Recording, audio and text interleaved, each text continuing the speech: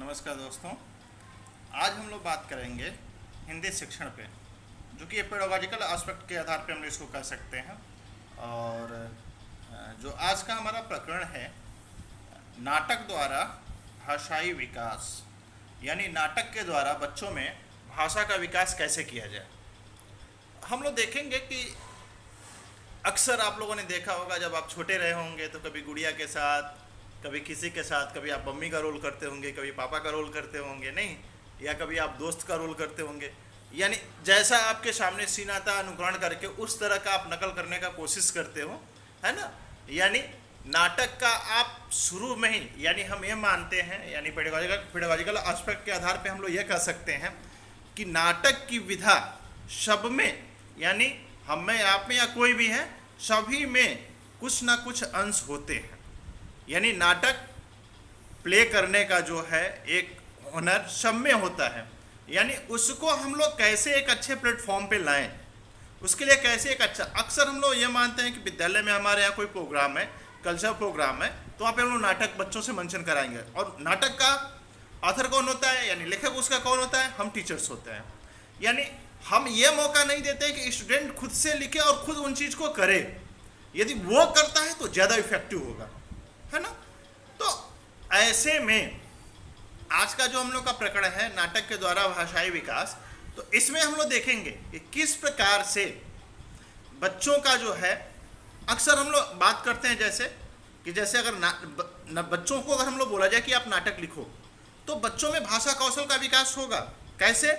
यानी वो सृजनात्मक तौर पे सोचेगा कि क्या हम कहानी लिखें जो एक प्ले करने में भी हमारे लिए आसानी हो, और वो नई नई चीज़ों को सामने लाएगा। यानी उसमें जो स्किल है, यानी लेखन शैली का भी विकास होगा, साथ में एक और भी कौशल, यानी नाटक कैसे लिखा जाता है, इस कौशल का भी वो विकास कर पाएगा। यानी इसके लिए हम लोगों को चाहिए कि हम बच्चों को अधिक से अधिक मौका दें। यदि हम लोग अधिक से अधिक मौका देंगे तो बच्चे ज़्यादा कुछ सीख पाएंगे। इसके लिए हमने एक PDF लिया हुआ है, ये बिहार में ओडियल की बुक है, उस वहाँ से हमने ये उठाया है। तो उसको हम लोग देखते हुए और एक बार हम लोग देखने का कुछ समझने का कोशिश करेंगे। ठीक है, आइए हम लोग देखते हैं। देखें, नाटक द्वारा भाषाई विकास। बच्चे के लिए नाटक कोई नई चीज़ नहीं है।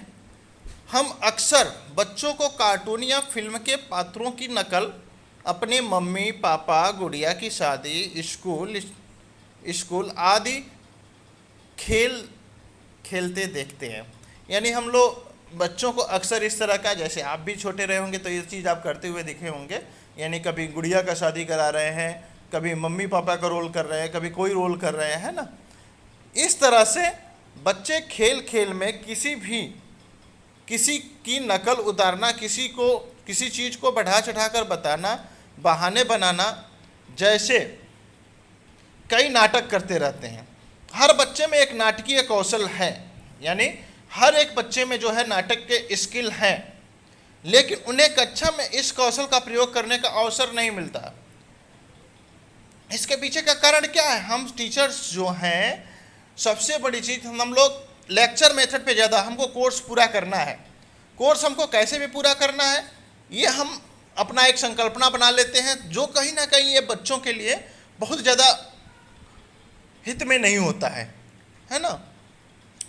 इसी कारण यह भी है कि नाटक, अभिनय जैसी गतिविधियों को स्कूलों में वार्षिक उत्सव या किसी विशेष अतिथि के सामने प्रदर्शन के लिए कराया जाता है।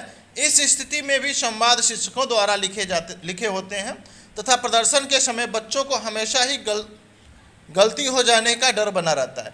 अक्सर जैसे अगर कोई स्क्रिप्ट लिखता है, यदि कोई बच्चा स्क्रिप्ट लिख रहा है तो उसको पता है कब क्या प्ले करना है, कब कैसे हमें बोलना है, क्या चीज़ें करना है, यानी वो अपने लिए तैयार होता है। लेकिन जब कोई स्क्रिप्ट लिख के देता है तो उसको हमको रट के, यानी उसको हम लोग रोट मेथड से, यानी उसको हम सीखते हैं, फिर उसको अभिनय में अपने लाते हैं।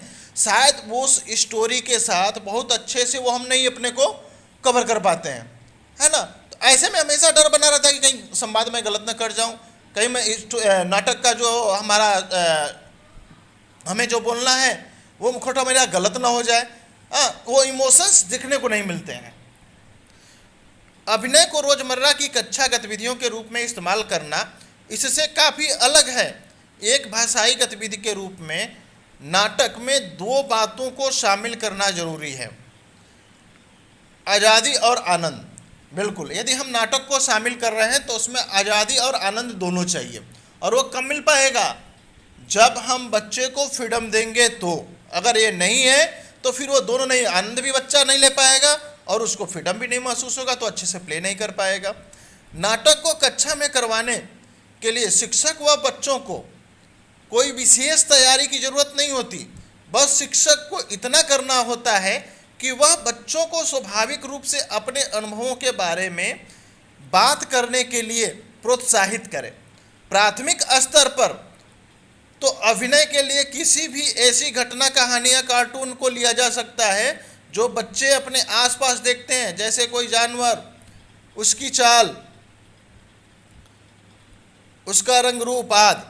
उच्च प्राथमिक स्तर पर शिक्षकों को बच्चों को इस बात के लिए प्रेरित करें कि वे छोटे छोटे समूहों में खुद ही नाटक का विषय चुनें, खुद ही उसके संवाद लिखें एवं अभिनय करें। साथ ही बच्चों को पारंपरिक खेलों एवं लोक कथाओं का अभिनय करने के लिए उत्साहित करना चाहिए, जिससे उनमें सृजनात्मकता के विकास के साथ साथ अपने सांस्कृतिक वातावरण से भी जुड़ाव हो सके।